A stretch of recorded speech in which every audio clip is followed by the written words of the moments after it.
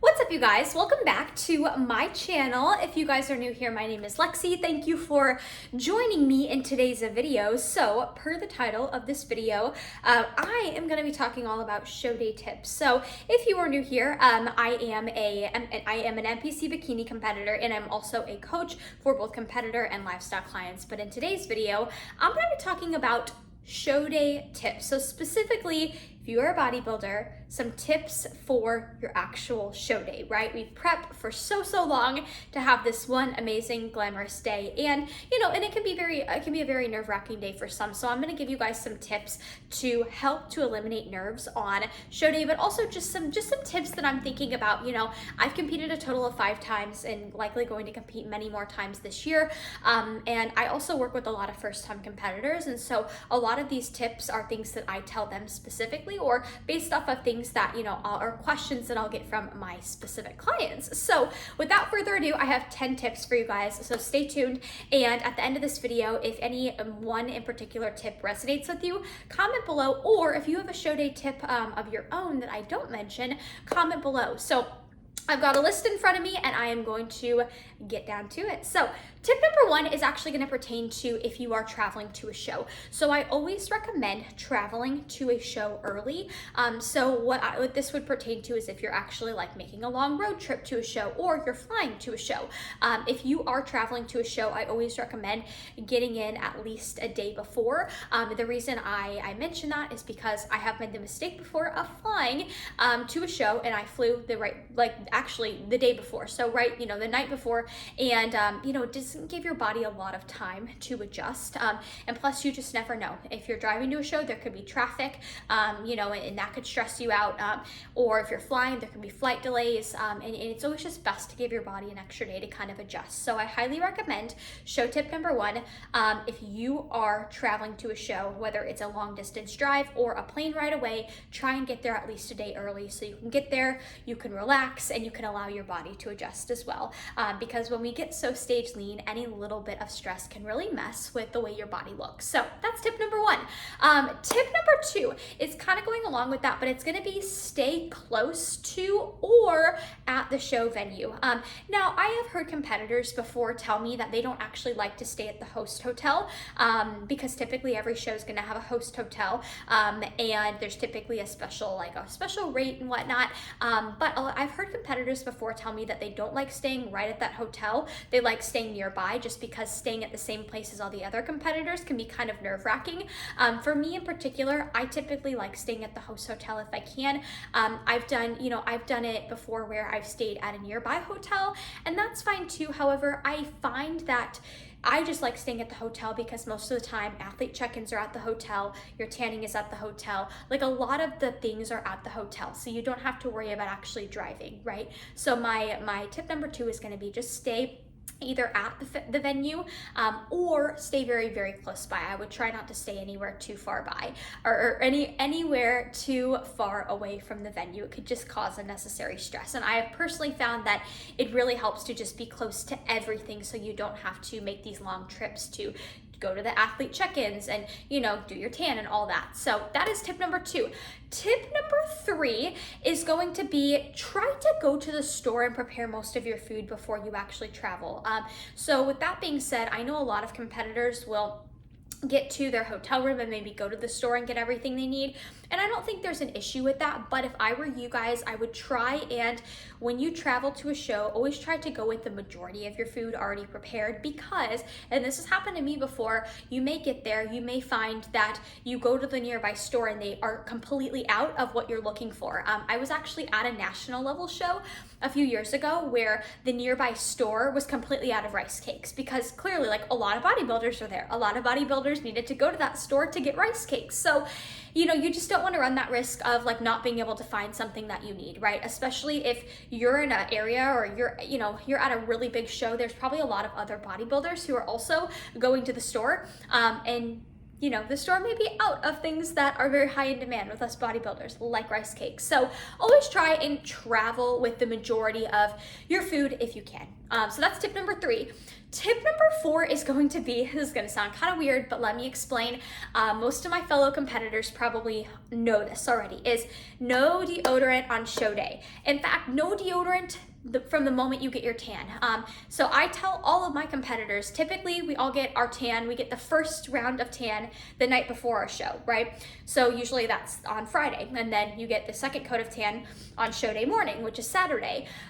So with that being said, it sounds very weird, but the reason you don't want to wear deodorant when you get your tan is because the tan can react with the deodorant and turn your armpits green, and you don't want that. So typically I don't wear deodorant on Friday, the day before show, and when I get my first coat of tan, and you don't wear it on show day. You just kind of, hey, you have to deal with everybody smells a little funky, but you're all in that you're all in it together. One little hack though that I will give you guys is, with the fact of not being able to wear deodorant, what you can do is just spray, like if you have a robe that you're wearing on show day or the Friday before your show, just spray some body mist on your clothing. That way you kind of carry around a better scent without wearing deodorant. So that is my tip about deodorant. Now, tip number 5 is going to be bring a roller bag backstage. I have seen girls do this before where they try to bring like a bag with a strap over the shoulder backstage, right? Because we're gonna bring a big bag backstage.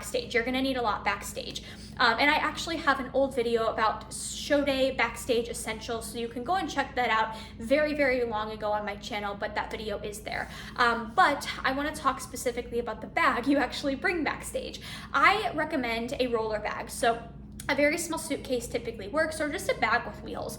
I know those can be harder to find, but the reason that those are so helpful backstage on show day is if you have a really big bag that requires you to carry it around your shoulder, you don't want to carry it around your shoulder because that could rub off on your tan, your show day tan. So, yes, you could carry it in your hand, but that's probably not going to be fun. So that's why I typically recommend take a suitcase. It's super easy to just lug around, and it won't, you won't risk it messing up your tan. So that's tip number 5. So we are halfway through.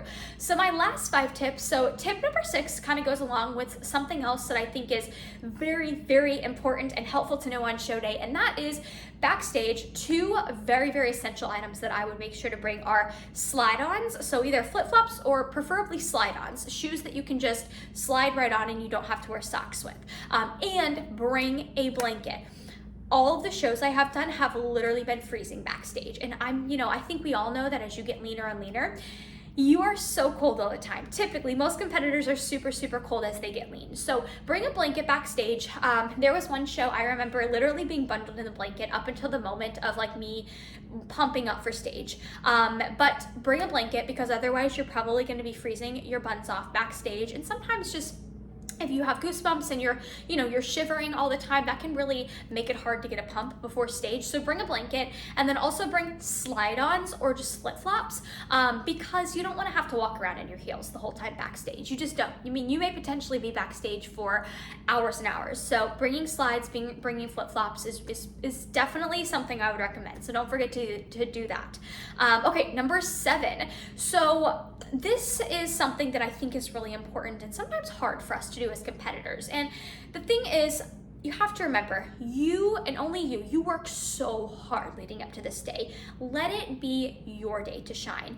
And for some people that may mean that you go into the show alone and you don't have other people there with you, because for some people that stresses them out to have other people that they're worrying about, right? That are there with them. But for some of us, it's just fine. Like I love being able to have my mom come to my show because she's there for me when I need it, and it's just kind of stressful if I'm alone.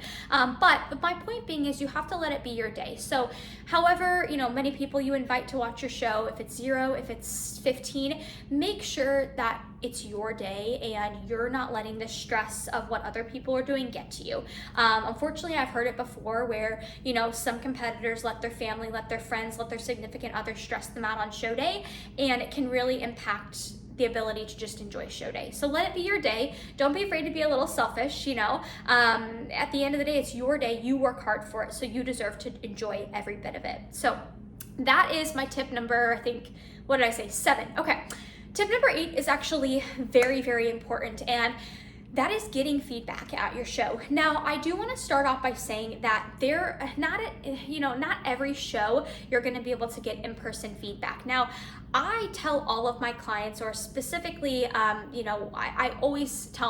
tell all of my clients, you want to get feedback, whether it be in person at a show or via email after the show. So the best case scenario though is at the end of your show, if the judges are sticking around, go up to them and ask them for in-person feedback, because you'll be fresh in their mind. I know it's a long day and it's a long night sometimes, but if you can truly get in front of a judge right then and there, ask them for your feedback while it's fresh on their mind, they'll be able to give you direct feedback right there. Now, this doesn't always happen. If you have a show that gets over really, really late, a lot of times the judges are not going to just stay there and then, and give feedback. So if that's the case, wait until your stage pictures are out. So the pictures that are uploaded to NBC News Online, wait until you get your stage shots.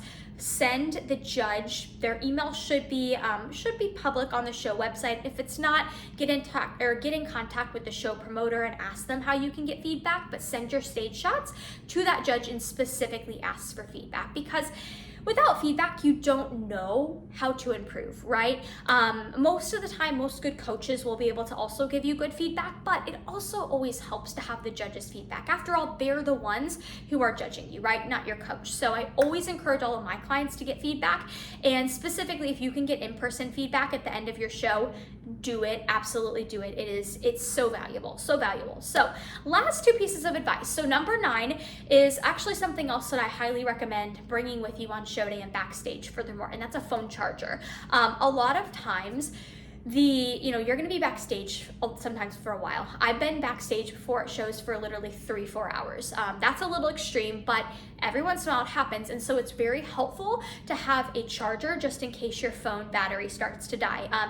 Because I would say most good coaches, this is what I do with all of my clients. I'm in close contact with them all day at their show, and making sure I'm texting them, FaceTiming them, calling them if need be. So, if you're backstage and your phone, it just dies, you have no way of getting in contact with your coach or with anybody in general, right? So bring a charger, highly recommend that. And then last show day tip is going to be to relax backstage. So this is my final 10th tip for show day, relaxing backstage. So, a lot of times in all of my times competing, I will go backstage and there's always like a few girls who are, standing up and they're pumping up and getting ready to go on stage when we probably have an hour or 2 before we actually step on stage. So I highly encourage you, when you are backstage, sit back, relax up until you get close to going on stage. Then you can stand up and then you can pump up. But don't stand there for 1 to 2 hours just like on your feet, posing, pumping up, like stressing yourself out. Because also, if you're standing up for too long, you may have a little, pull a little bit of inflammation to your legs. And if you are somebody who already struggles with conditioning in your legs, that's not going to look any better if you have like inflammation. So my piece of advice backstage is relax. And for some competitors, that means actually bringing headphones and just putting on headphones and zoning out. But also, I think part of the fun of being backstage is making friends. For me, that personally helps to ease my nerves. I love sitting down, kicking back, and just talking with other competitors until I get close to going on. That really helps me. But moral of the story is relax backstage. Realize you have literally worked your ass off up until that day, and it's important not to spend 2-3 hours backstage just like walking around psyching yourself out, potentially pulling inflammation to your legs. Like you just don't want to do it. So those are my 10 show day tips. I think I covered all of the main ones I wanted to talk on. Of course, I know that there are more out there, and there are definitely other tips I could give you guys, but these are probably the main 10 that I wanted to talk about, that I feel like those really help me, and those are some things I've learned throughout my time of competing, and also some tips that I commonly like to address with my own clients who are competitors. So if you guys enjoyed this video, I would really appreciate it if you gave it a thumbs up. If there is another topic you want me to discuss, whether it's pertaining to competing, or me being a coach, or just any content in general that you guys want to see from me, please comment below. I always want to provide as much value as possible to you guys through these videos. And then lastly, I know I don't talk about it a ton, but I am a coach and I am currently taking clients. If you are watching and you are interested in potentially filling out a coaching application, I always have that linked in the description box below, along with all of my discount codes and my social media information. But I hope you guys have a great rest of your day wherever you are at in the world. And like I said, please do me a favor, and if you enjoyed this video, give it a thumbs up, subscribe to my channel, comment below if I missed any tips and you're thinking of anything in particular that would help somebody out, and I will catch you guys in the next video.